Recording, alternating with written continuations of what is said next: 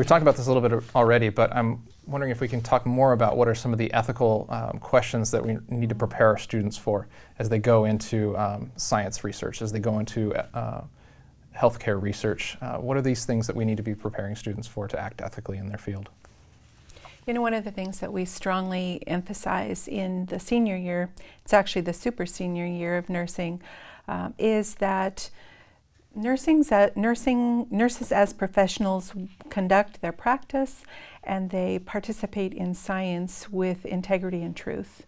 And that means to have the right motivation, that the process itself has integrity, that the work that they're doing is consistent and legitimate, if you will, and that in the midst of all of it, they're showing compassion. And I think we are dealing with some of these really significant issues regularly now. California just passed the physician-assisted suicide. I moved here from Oregon. The right to die, the physician-assisted suicide, has been a law there since 1997. So some of those learnings we can transfer to our students and help them to wrestle and to question and to teach in positions of impact. In my genetics class and in my developmental biology class, we talk a lot about the ethics of stem cell research, of embryonic stem cell research, of induced pluripotent cells. We talk about transgenics and about gene therapy. And as we talk about these, I always try and get our conversation back to two things. Common ground that we have as Christians that prepares us to Christianly address these issues. And the two things I always try and emphasize is, number one, that God really cares deeply for His creation. He cares for people and He cares for His creation. And then we need to honor God in how we treat His creation. And then number two, that humans are created in the image of God and need to be treated with care and respect and honesty. And you know, we go around the table and we don't always agree on how to approach induced pluripotent cells.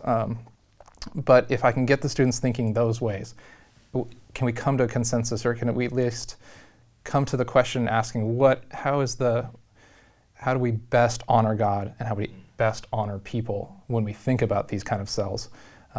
I feel like I'm preparing them at least to think Christianly, that we may disagree with the means or disagree with the ends, but at least we're coming to it and giving the students the lenses to see it from a Christian perspective, that we need to honor God's creation, we need to honor people.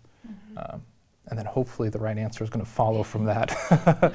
But, you know, yeah. In engineering, it's a little bit more direct. You know, if you cut corners, if you make a mistake here, somebody dies. Sure. Yeah. And where's the buck going to stop when they start looking for, you know, what, like the Volkswagen, we're going to reprogram the software on this thing. But in engineering, it tends to be more the, you know, mechanical side of, if you make a mistake, the bridge collapses. Yeah. And so just the need to be honest and ethical and thorough and double check and triple check and be careful. Those are the Christian virtues that we really try to stress and point out.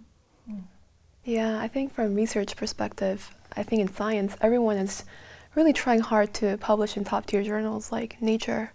And as you guys know, majority, over 70% of the experimental data cannot be reproduced, even though it's like one of the highly rated scientific articles. And just seeing that, I think us believers and just mentoring our students is just to be able to be led by the Lord and not follow the ways of this world, because this world, once you start endorsing the ways of this world, then you start adopting prestige and fame and money, and that's when we start departing away from the Lord. I think that's really important for us to be reminded ourselves first when we teach our students to follow the ways of the Lord. Biola University offers a variety of biblically centered degree programs, ranging from business to ministry to the arts and sciences. Visit biola.edu to find out how Biola could make a difference in your life.